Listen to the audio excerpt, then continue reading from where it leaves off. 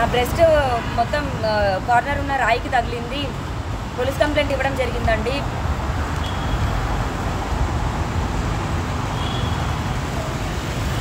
ఇంతవరకు మాటల్లో ఉన్న శేఖర్ భాష ఇప్పుడు నన్ను చంపేస్తానని అమ్మాయిని మాట్లాడుతున్నాడు. నాకు ప్రాణహాని ఉందండి. మొన్న రాత్రి కూడా మా ఇంట్లో కిటికీల వైపు రాళ్ళు తీసుకొని కొట్టాడు. నాకు భయం వేస్తుంది. నాకు ఏం చేసినా సరే శేఖర్ భాష మాత్రమే కారణం అవుతాడు.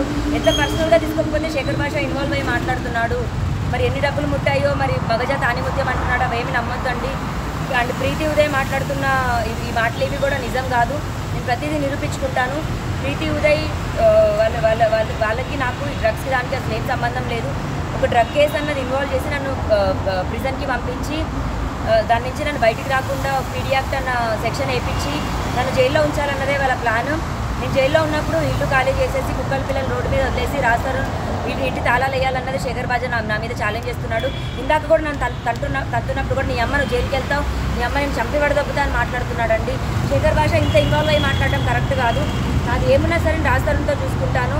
శేఖర్ భాషను దయచేసి ఎంకరేజ్ చేయొద్దండి. అతను అంత క్రిమినల్ మైండెడ్గా మాట్లాడుతున్నాడు. ఫిజికల్గా నా పైన అటాక్ చేసి కాల్తో అన్నాడండి. కంప్లైంట్ ఇవ్వడం అనేది జరిగింది. రేపు పొద్దున ఎఫ్ఐఆర్ నమోదు చేస్తున్నారు. శేఖర్ భాష పైన చర్యలు తీసుకోవాలని కోరుకుంటున్నాను.